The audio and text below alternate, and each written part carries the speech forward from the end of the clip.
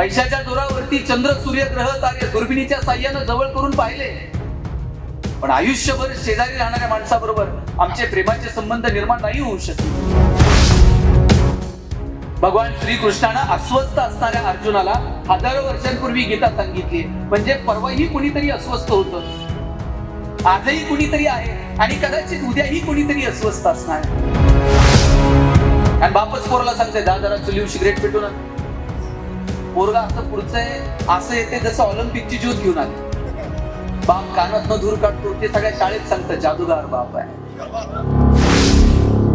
याच भारतामध्ये अशी आंदोलनं झाली, कुणी वन तोडायला सांगितली तर तिथल्या युवक युवतींनी झाडांना मिठ्या मारल्या. झाडं तोडू नयेत म्हणून स्वतःच्या प्राण्यांची आहुती दिली. लोकांनी माणसांचंही झाडं कापली. हा इतिहास इथला.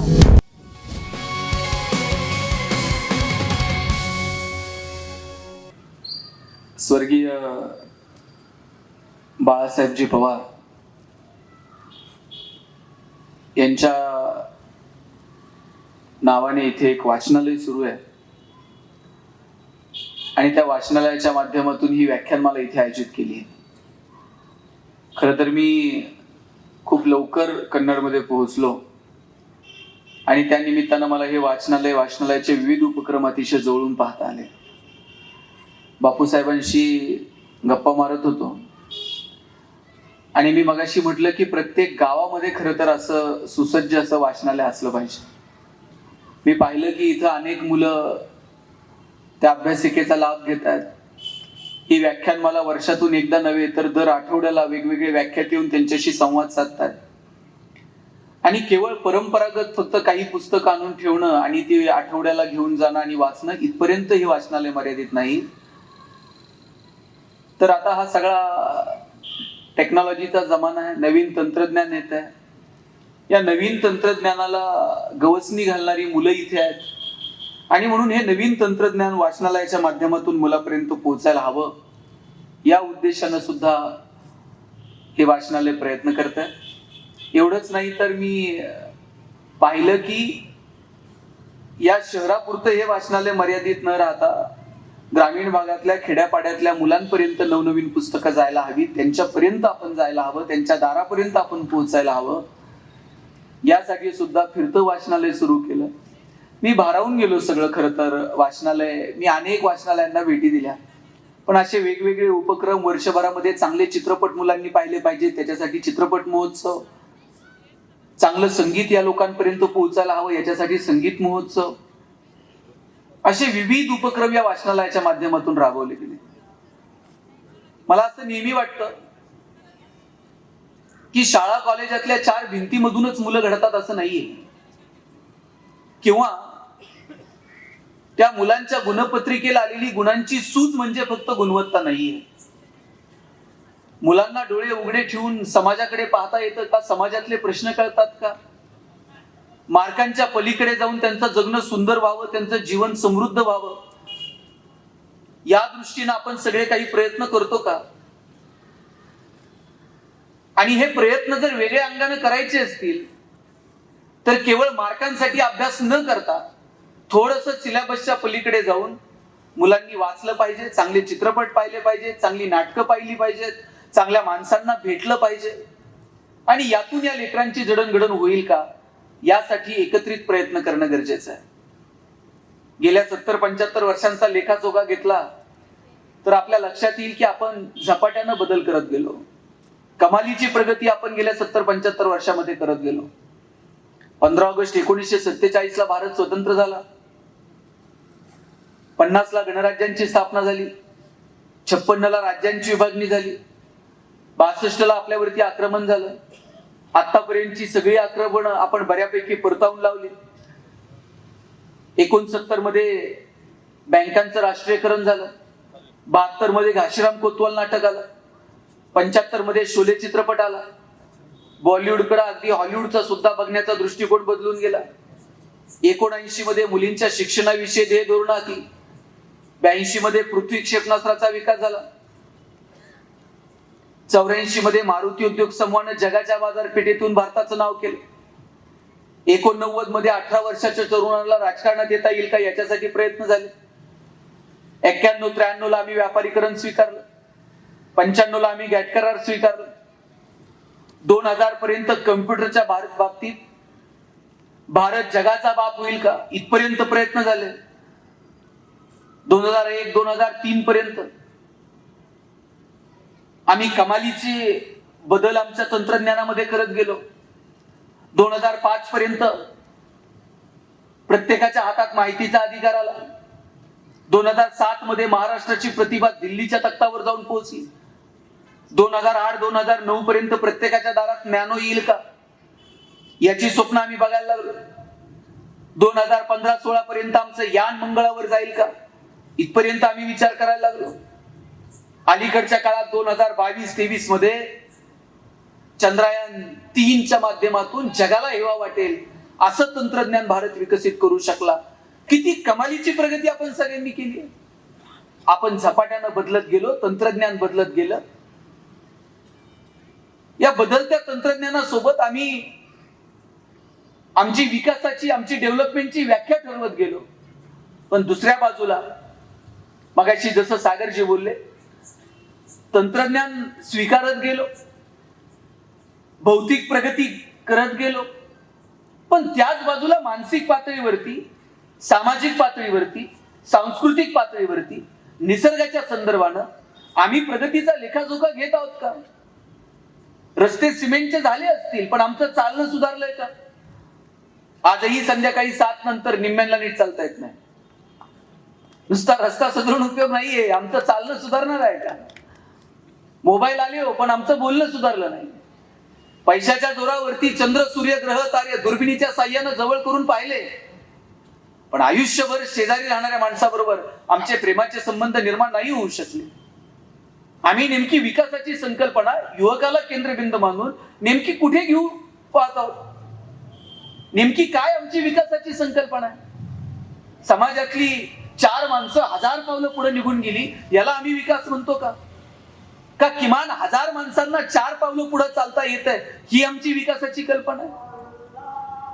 मला वाटतं एकंदरीत आपण सगळ्यांनी विकासाच्या संकल्पनांवरती पुन्हा एकदा विचार करणं गरजेचं आहे असं मला वाटतं.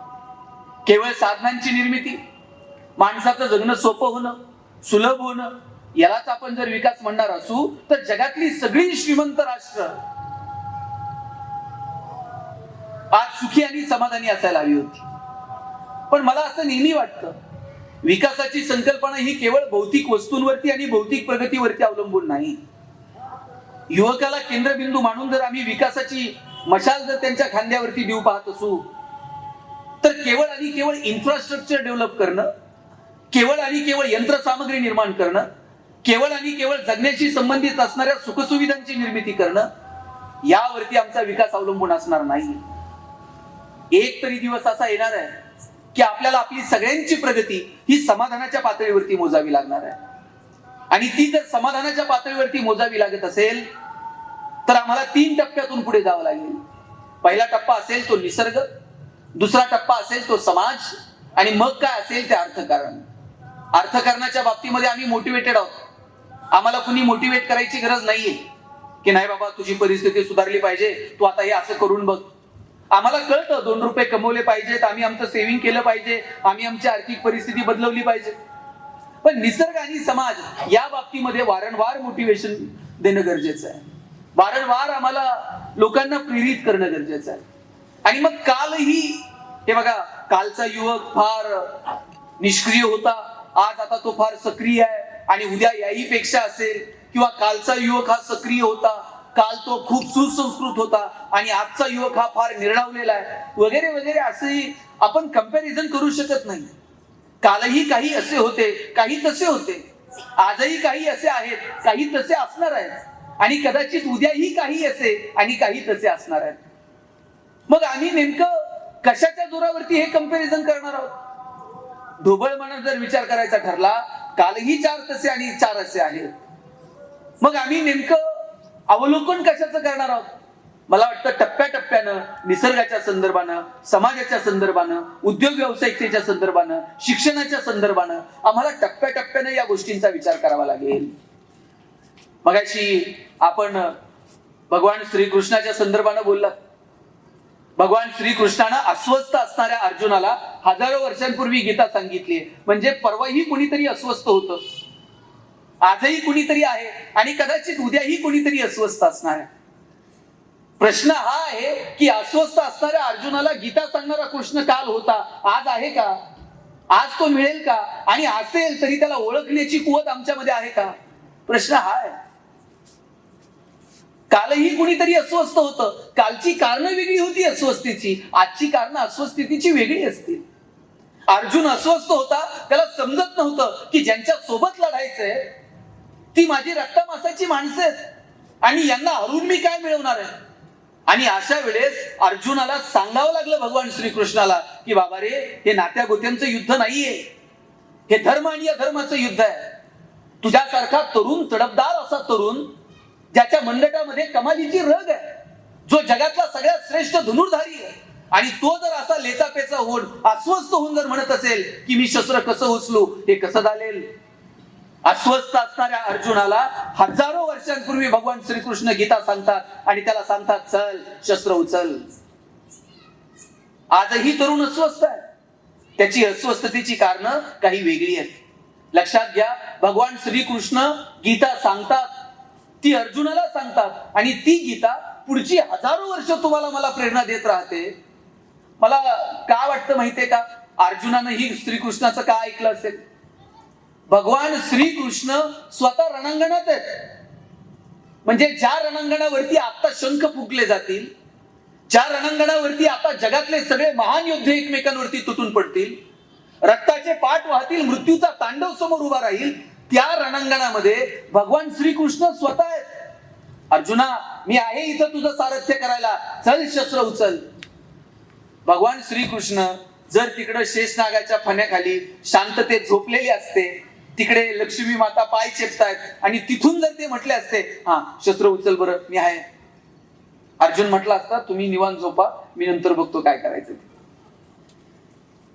हे सांगणारा रणांगणात उभा आहे आणि म्हणून अर्जुनही कृष्णाचं ऐकून घेतो आणि एक वेळ अशी येते की अर्जुन शस्त्र उचलतो. आणि म्हणून सांगणाऱ्यांना थोडंसं गांभीर्यानं स्वतःच्या अंतर्मनात डोकावून बघावं लागेल. मी तर हे भाषण बिषण बापूसाहेब करायला लागलो आणि मग 4 लोक तुमच्यासारखी कौतुक करायला लागली. आणि एक दिवशी मी वडिलांना असंच जरा थोडंसं म्हटलं, आता मी भाषण बिषण करणं बंद करणार आहे. म्हटले का? मी म्हटलं समाज जर सुधारणारच नसेल तर आपण का बोलावं? वडील हसले आणि मला म्हटले, ते समाज सुधारायचा आहे तेव्हा सुधरेल, बोलून बोलून तू एकटा जरी सुधारला ना तरी आमच्या दृष्टीने ते फार मोठं काम असेल. तुम्ही लक्षात घ्या, अर्जुन रणांगणात आहे आणि म्हणून कृष्ण रणांगणात आहे आणि म्हणून अर्जुन त्याचं ऐकतोय. इथे सांगणाऱ्यांना आत्मपरीक्षणाची गरज आहे की आम्ही नेमकं कोणत्या कारणासाठी सांगतोय, कोणत्या उद्देशाने सांगतोय, आणि ते सांगण्याची पात्रता आज आमची आहे का? पोराला जर सांगायचंय ना तुम्हाला मोबाईल ठेव, ते जास्त वापरू नये, अगोदर वडिलांना मोबाईल 5 मिनिट खाली ठेवावा लागेल आणि मग म्हणावं लागेल बाळा तो मोबाईल ठेव बरं, आपण आता एक पुस्तक हातात घेऊ. आपण जसं सांगू तसं येणारी पिढी वागणार नाही. आपण जसं वागू तसं येणारी पिढी वागणार आहे. आदर्श हे सांगून नाही निर्माण करता येणार, आदर्श हा आपल्याला वागण्यातनं निर्माण करावा लागते. बापानं पोराला सांगायचं व्यसन करू नये, घरात सुविचार लिहून ठेवताय आणि बापच पोराला सांगताय जा जरा चुलीव सिगरेट पेटू ना. पोरगा असं पुढचं असं येते जसं ऑलिम्पिकची ज्योत घेऊन आले. बाप कानातनं धूर काढतो, ते सगळ्या शाळेत सांगतात जादूगार बाप आहे. तुम्ही काय पेरायचं ठरवलंय? गहू पेरून ज्वारी उगवत नाही, ज्वारी पेरून हरभरा उगवत नाही.